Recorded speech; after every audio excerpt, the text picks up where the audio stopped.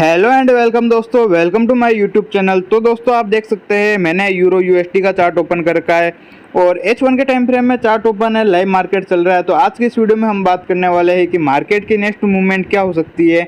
यहाँ से मार्केट और ऊपर की तरफ मूवमेंट करेगा या वापस मार्केट इसी एरिया से नीचे की तरफ मूवमेंट करेगा। तो इसके लिए दोस्तों आप इस वीडियो को शुरू से लगाकर लास्ट तक देखते रहिएगा। अगर आपने हमारा प्रीवियस वीडियो देखा होगा तो एक अच्छा प्रॉफिट बुक किया होगा, तो इस वीडियो में भी हम एक अच्छा प्रॉफिट बुक करने वाले हैं। तो इसके लिए दोस्तों आप इस वीडियो को शुरू से लगाकर लास्ट तक देखते रहिएगा। और अभी तक आपने हमारे चैनल को सब्सक्राइब नहीं किया हो तो जल्दी से चैनल को सब्सक्राइब कर दो, वीडियो को लाइक कर दो, अपने दोस्तों के साथ शेयर कर दो और वीडियो पर कमेंट कर दो। तो चलिए दोस्तों मैं वीडियो को शुरू करता हूँ। तो सबसे पहले मैं इसके अंदर support and resistance area draw करूँगा और बाद में मैं इसकी नेक्स्ट मूवमेंट की बात करूँगा कि मार्केट की नेक्स्ट मूवमेंट क्या हो सकती है। तो चलिए दोस्तों मैं वीडियो को शुरू करता हूँ।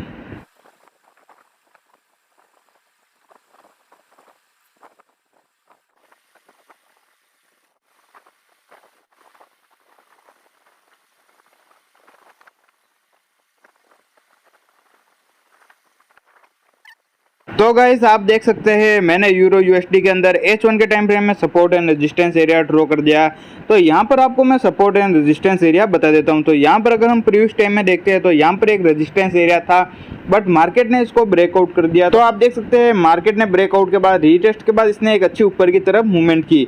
अगर हम इस रेजिस्टेंस एरिया के बाद में देखते हैं तो यहाँ पर मैंने नीचे की तरफ सपोर्ट एरिया ड्रॉ कर रखा है।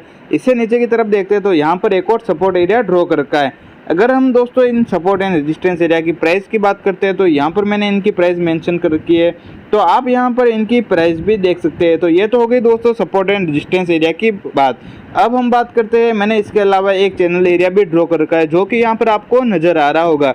तो अगर आप देखते हैं तो ये चैनल एरिया का रेजिस्टेंस एरिया है और ये चैनल एरिया का सपोर्ट एरिया, और जो ये चैनल एरिया का मिडल लाइन है तो ये चैनल का मिडल एरिया बना हुआ है। अगर आप देखते हैं मार्केट इस चैनल एरिया के सपोर्ट एरिया पर मल्टीपल टाइम यहाँ पर सपोर्ट लिया और जब मार्केट ने सपोर्ट लिया तो मार्केट ने ऊपर की तरफ इसने ऊपर की तरफ मूवमेंट की।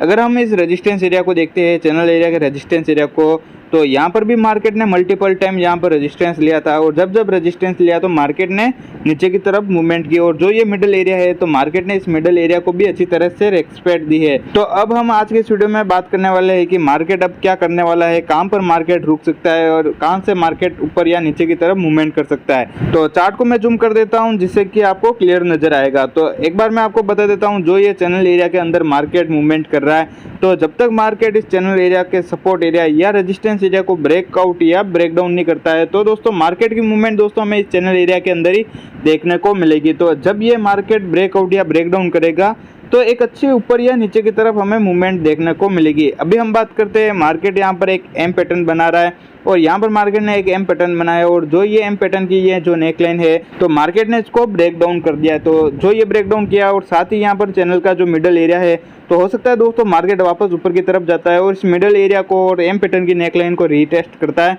और रीटेस्ट के बाद इसकी नेक्स्ट मूवमेंट जो यहाँ पर चैनल का सपोर्ट एरिया है तो मार्केट की नेक्स्ट मूवमेंट दोस्तों हमें इस एरिया तक देखने को मिलेगी। और यहाँ पर हो सकता है दोस्तों मार्केट नीचे की तरफ भी मूवमेंट करता है और यहाँ पर वीक बनाकर भी वापस ऊपर की तरफ मूवमेंट कर सकता है, क्योंकि यहाँ पर रेक्टेंगल का भी सपोर्ट एरिया है। तो दोस्तों यहाँ पर रेक्टेंगल का सपोर्ट एरिया और चैनल का सपोर्ट एरिया यानी कि दो सपोर्ट एरिया यहाँ पर बने हुए हैं।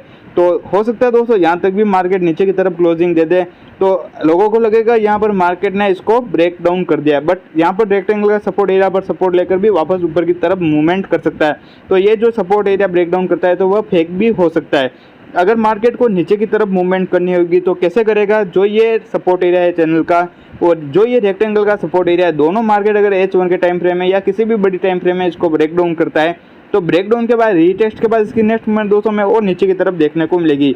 तो जब तक ये रेक्टेंगल का support area market break down नहीं करता है तो वापस चांस होंगे यहाँ से ऊपर की तरफ मूवमेंट करने के। अगर दोस्तों हम बात करते हैं मार्केट अगर इस एरिया से ऊपर की तरफ जाता है और जो ये रेक्टेंगल का रेजिस्टेंस एरिया यहाँ तक जाता है या मार्केट नीचे से सपोर्ट लेकर फिर ऊपर की तरफ जाता है, इस रेजिस्टेंस एरिया तक जाता है, तो यहाँ पर क्या होगा। तो दोस्तों अगर मार्केट यहाँ पर जाता है और ये जो ये चैनल का रेजिस्टेंस एरिया है मार्केट अगर यहाँ से रिजेक्ट होता है तो वापस चांस होंगे ये जो चैनल का मिडल एरिया है तो मार्केट की नेक्स्ट मूवमेंट दोस्तों हमें इस चैनल के मिडल एरिया तक देखने को मिलेगी। अगर मार्केट इस मिडल एरिया को ब्रेक डाउन करता है तो रीटेस्ट के बाद इसकी नेक्स्ट मूवमेंट दोस्तों हमें इस चैनल के सपोर्ट एरिया तक देखने को मिलेगी।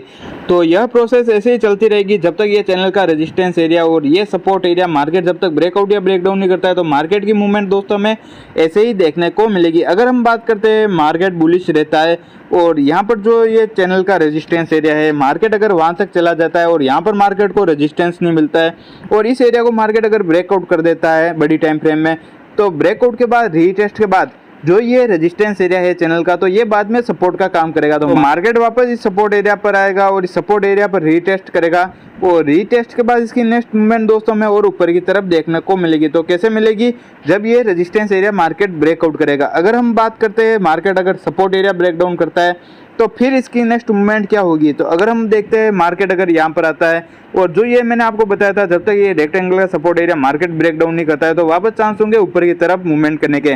बट मार्केट अगर बड़ी टाइम फ्रेम में इसको ब्रेकडाउन कर देता है तो ब्रेकडाउन के बाद रीटेस्ट के बाद तो जो ये सपोर्ट एरिया है दोस्तों, जो ये रेक्टेंगल का सपोर्ट एरिया और ये जो चैनल का सपोर्ट एरिया, बाद में ये रेजिस्टेंस का काम करेगा। तो मार्केट वापस इस रेजिस्टेंस एरिया पर रीटेस्ट करेगा। रीटेस्ट के बाद इसकी नेक्स्ट मूवमेंट दोस्तों मैंने नीचे की तरफ एक और सपोर्ट एरिया ड्रॉ कर रखा है। तो मार्केट की नेक्स्ट मूवमेंट दोस्तों रीटेस्ट के बाद यहाँ पर देखने को मिलेगी। तो मार्केट अगर इस सपोर्ट एरिया पर आता है, यहाँ पर मार्केट को सपोर्ट मिलता है तो वापस चांस होंगे इस रेजिस्टेंस एरिया तक मूवमेंट करने के।